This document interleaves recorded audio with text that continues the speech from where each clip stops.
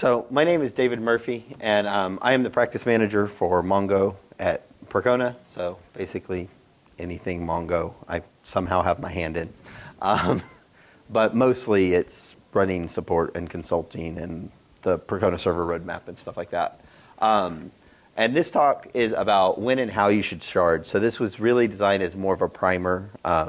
If you didn't get a chance to, there was a tutorial on Monday that was a much deeper dive, like 3 hours into sharding. This is trying to kind of the quick and dirty. It's not going to cover everything. It's not going to be all-inclusive, but it will be a good starter for a lot of people. All right, so, and my speaker notes are all jacked, so I'm going to have to read the screen. All right, so the main phases of this talk, or the agenda, is going to be how does sharding work in its basic terms? Why do I need to shard? What do I think my shard key should be? How do I prove that I was right about what I thought my shard key should be? Because a lot of times I'll talk about why we're wrong about that and we forget things. And then finally, how do you validate that you pick the right shard key before you put something into production and all of a sudden realize your world has ended because it's going to take a massive amount of effort to reshard and all your users are going to be really unhappy while you've picked a bad shard key. So how does sharding work? Basically, it is it's built up in a in this kind of way where you have shard keys and you have chunks and you have tags and balancing and orphans. So a shard key is just kind of it's an index that you would have, so it has to be a proper index. But at the routing layer or the MongoS layer, it just tells it where you should send your given piece of data, and the where is the actual chunks. So in this kind of case, the chunk is just, it's a logical representation. It's not real data. It's not a boundary on the data that's stored in your MongoDB processes themselves. It's actually just a dictionary lookup that says, if I have user ID 1 through user ID 500, go to shard 1. 501 to 1,000, go to shard 2. That's all that really is. Tags are a little bit more interesting. It's an advanced use of sharding. It's also called zones now in 3.4. But basically what it is, and something to consider if you have really complex use cases, is you can use these to say, I want all my US users to be in these 3 shards, and then I want it to use some shard key, like a user ID or a hash shard key, to then, within those 3, balance those users there, and then your European users in another 2 shards, your APAC users in another set of shards. So they can live where you want them to live for any data privacy rules, but you still have a sharding mechanism, and if you added a shard, you could say, hey, I've added a new US shard, and then all of a sudden, a third of those nodes a third of those chunks in the US would move to that new shard, and you'd have 25% on each. Balancing is just the process of taking and getting the range of documents from a chunk and moving it from one shard to another and updating that metadata. And then finally, orphans are a problem that you may or may not know you have. Most of the time, people have orphans and they have no idea they're there because you're only reading and writing from your primary nodes. If you start reading from secondary nodes, you will notice that there will be counts that are incorrect or extra documents you didn't expect to see, because the primary nodes actually have a special filter mechanism on them to say, don't answer it for any document that you know through this metadata that you shouldn't answer for. The secondary nodes just don't get that. So obviously they return some data they shouldn't. There is a command in Mongo to clean up these orphans. It's very expensive, and there is no read-only mode, so it's run and pray, hope you don't delete all your database because there's some bug in that command. So back up before you ever run that command if you have to run it. There are some JavaScript tools out there, like github.com/Mongo support, I think is what the repo is. I think it's MongoDB /Mongo-support. There's a JavaScript tool called Orphanage. It could take a week to run, but it does have a read-only mode. And to understand the complexity of orphans, what you actually have to do is look at the metadata and say, okay, this chunk, these range of documents should only live on this chunk. Then you have to query every single other shard for that range of documents to count how many documents it finds that it shouldn't have found. and then you know how many orphans that each of those shards had. So it's a very expensive operation. That's why it takes a long time. The C++ command is very good, but there's no read-only mode to it yet. So why do you need to shard? The real reason to shard most of the time is you want your queries to be faster, is the number one time people have that. Now, generally, this is, I just have a lot of data on my machine. Either it's not fitting in memory, or my index structure is getting too big and my index scans are taking too long. Or maybe I have a really bad design and I have some really bad locking that doing a hash shard key, which I'll talk about here in a minute, would let you kind of spread all your writes to be much more even, so your queries would speed up. Also, if you want your writes to be faster, that hash shard key can help quite a bit, because if I write one document, it's going to go to shard 1, and then 2, and then 3, and then 4 in a random order. And this means those documents are slower to query because I have to search everything for it, but it means I can write evenly. So different use cases have that problem or don't have that problem.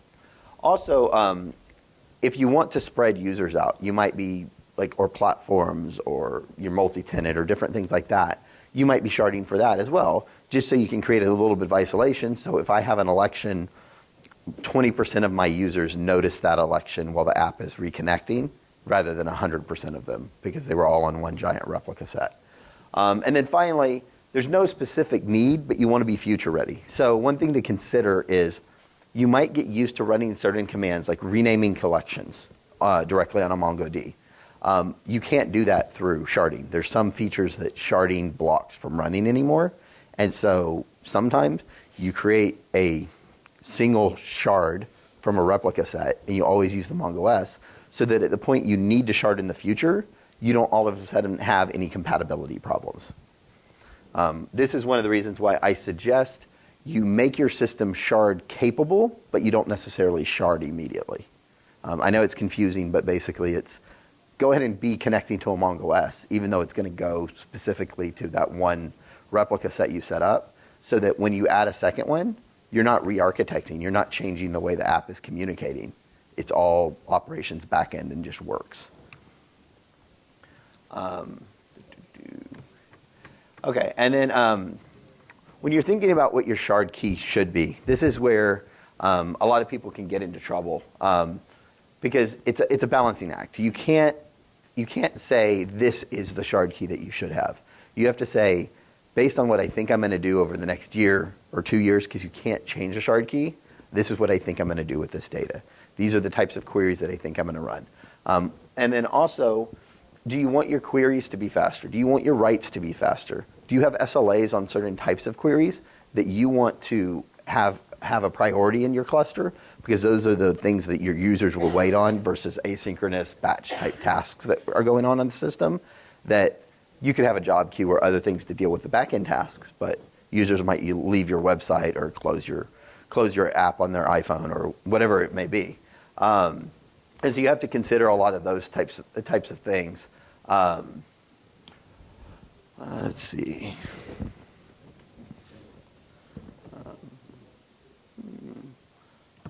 Why is that? Oh well. So you think about those things, and then generally what I ask customers to do is I ask you to go through your code base and identify all your query patterns that you think you have, and what the frequency is, what their importance is. And then what you do is you move to the next phase, which is how do I actually prove how I'm using my collection? So basically you've collected what you think you're doing, and you kind of have an idea of, I want to pick a shard key on, I don't know, a user ID, a feed ID, and a timestamp, because I want to be able to split up things between the user, the social network they're on, and some sort of timestamp. So it can always split and find good balancing points.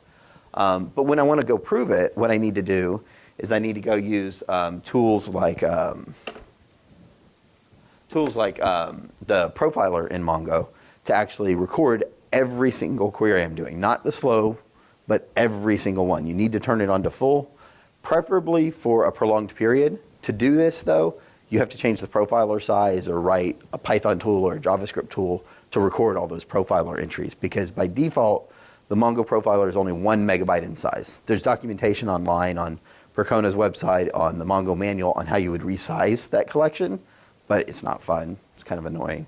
But anyway, when you have all of that data collected, you could then parse it through something like MongoDB Query Digest, which will give you your response times. It'll give you the frequency and all sorts of other information about all your query patterns that you have.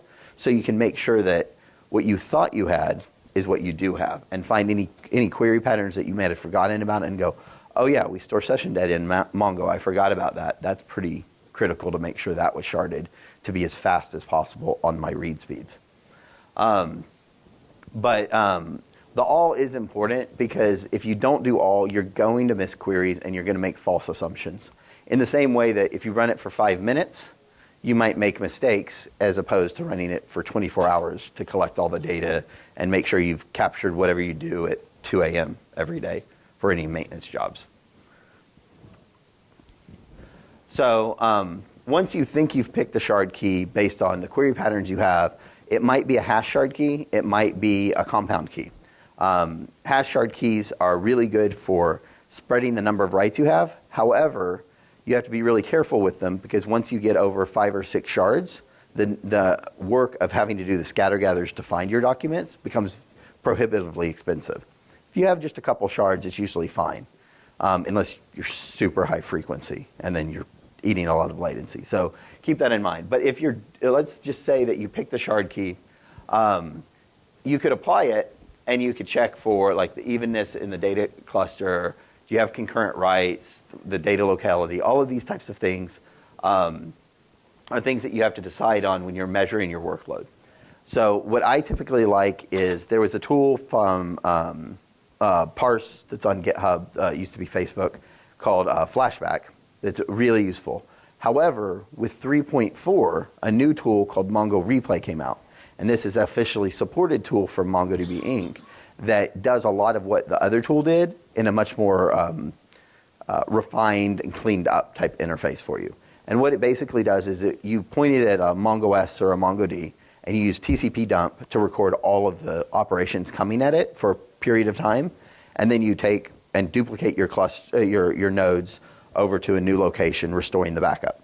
Then you can take this, apply your shard key, let it balance out. Then you take what was recorded with Mongo Replay and run it in replay mode against that target and see how well did my queries behave. Then you can repeat the process, but unsharded, how did my queries replay.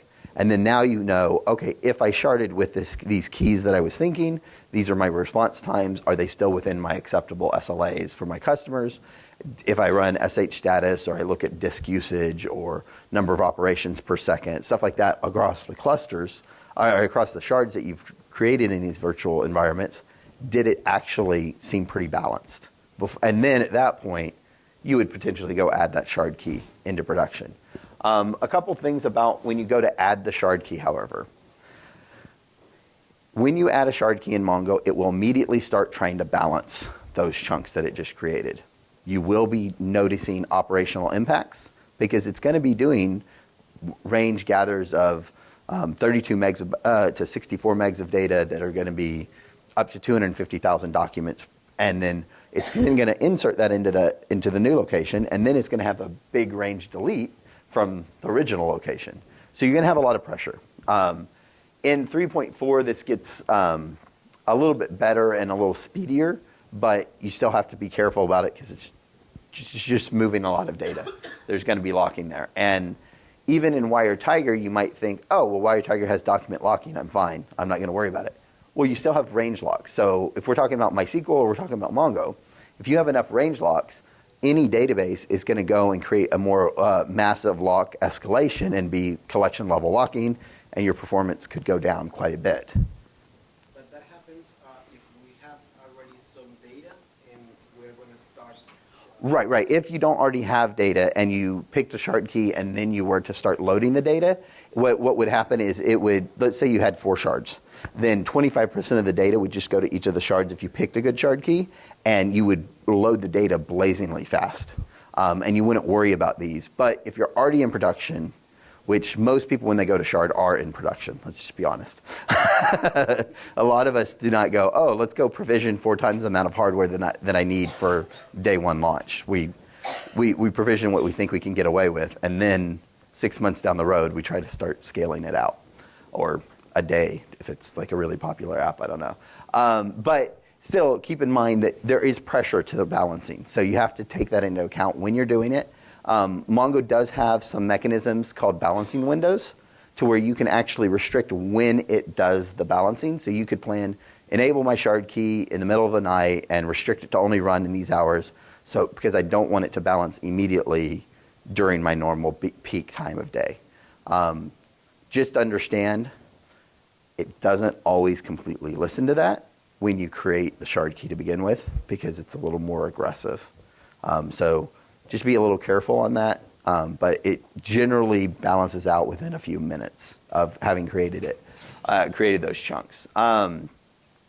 But understanding the evenness and stuff like that will help you design the query patterns that you want as well, because one thing to consider is if you're sharding different things, you might want to go in and make sure that you're creating very controlled queries and more of those queries to get different data bits out, rather than, say, scanning for 100,000 documents. Scan for 10,000 at a time, so that you're breaking that up a little bit more, and you're creating a little less pressure if it's having to go to multiple nodes. Let's see. And resharding can be a pretty big nightmare. You basically have to, if you do it the right way, you have to delete all your data and reload it into the system.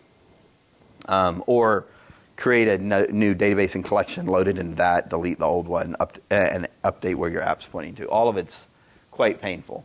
But these rules are probably the best thing for you when you're trying to pick a shard key.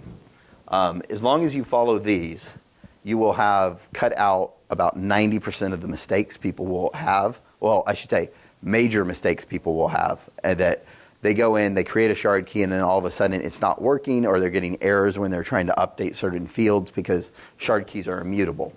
So just keep that in mind. I don't want to, if I think maybe a state, I thought I wanted to shard on the user ID and the state of some document, but I changed that state, then that's not a good shard key. You need to take that into consideration and maybe pick some other field that would be a little bit better for it. They also have to have a high cardinality. And the reason for this is you really need to make sure you can always have a split point. Because let's say you have a user and they have 1 million documents because it's some product catalog or something. You're never going to be able to move that chunk. It's going to be too big, and your shards are going to get unbalanced as you have more and more of those users speckled throughout your infrastructure. But if you had that same product thing, but then you said uploaded date on the date that the product was uploaded into the system, or its manufacturer date or something like that, it would be able to split on those and then balance properly. So sometimes you need to keep those in mind. Arrays are never an acceptable shard key. It will actually prevent you from creating your shard key when it notices that. And geo-indexing, geospheres, those are by definition an array. So just, you can't do geo-sharding today. There is somebody that is a PhD student at Harvard that is working on that right now. I've seen it talking about it on the developer lists, but it's there's some questions on whether or not that implementation will work in the long run. Also, you can't have nulls, because if I had nulls, then that again gets us to the point that we would have a chunk that we couldn't split effectively. And so Mongo forcibly refuses to do that. Things like partial and sparse and any other special indexes aren't going to have 100% coverage of every document that's in your collection, so that's effectively still nulls. But it's good to remind people, because I've seen a lot of people try to do it and get mad that there's an effective null. Also, you want to be careful about incremental fields. So on the left side of a shard key, you do not want an incremental field, like a user ID that's not like a GUID or something like that, or your underscore ID, which has a very repeatable timestamp at the front of the underscore ID, object ID, has a timestamp to it. So that is actually bad, just like dates are bad on the left side. but they're fine on the right side as to help create split points. And another thing about shard keys that a lot of people don't realize, you can create a compound shard key that's a whole bunch of fields to get that cardinality and get those split points, but you don't have to use the whole shard key. You have to go from left to right. And so if you always have a certain field in every one of your queries, have that in the leftmost field, and then just add another random field that's going to give you a good split point, and you're fine. You don't have to use the entire shard key. And I think that's that. And then finally, how do I validate it? I was talking about flashback and the Mongo replay, but there's cheaper ways to do that as well. You can just go in and look at how balanced your chunks are. There's a command in Mongo called shstatus. It'll give you the shard at a collection level. It'll give you the collection, the shard, each shard, and how many chunks are in each shard. You can go into the config database and do an aggregation on config.chunks to say, give me a count of all the chunks I have on each shard, irregardless of what collection they are in, to get some balancing. I generally open up PMM and I just look at my operations per second. Am I working harder on one node than another? Does it have more disk space? Is it using more memory? Is it using more CPU? Stuff like that is a good way to start. There is another tool that ObjectRocket has in their GitHub. So it's, let me see if I remember this. It's github.com/objectrocket/utils/dba. And then in there is a chunk hunter, chunk splitter. The chunk hunter, if you ran that, would go and calculate the size of all the chunks to give you a representation of how much space you're actually using as opposed to the count mechanism that Mongo's balancer uses. And so it's a good kind of cross-check to go, Mongo thinks it's balanced, but is it really balanced? You can use eyeballing your disk usage with like DF or DU or some sort of graphing system, but that other tool is much more accurate in its uses. The other one is the poor man provider. Well, no, I just call that poor man's verification. Oh, okay. But because that is when you don't want to spin up a duplicate cluster for something like Flashback or Mongo Replay. You just don't have the resources to do that. These will at least get you to be able to eyeball and get, okay, this is probably okay. I'm probably not in a danger zone. Rather than, you shard and you just assume you're good and then you wake up at 4 a.m. on a Saturday night because your entire system decided to melt down all of a sudden. Or worse yet, on a Monday morning at 8:30 in the morning. And you weren't ready for it. But if y'all have any other questions for me on sharding, I can talk about them. But again, this was kind of a primer. There's a lot of good documentation that ObjectRocket and Percona put out on our blogs about sharding and tips for that and different webinars and topics online for it. But does anybody have any questions right now on things that we covered or different ideas you had for sharding on whether or not they'd be good or bad or mediocre? All right. Well, I think that's right at my time. So y'all have a good day.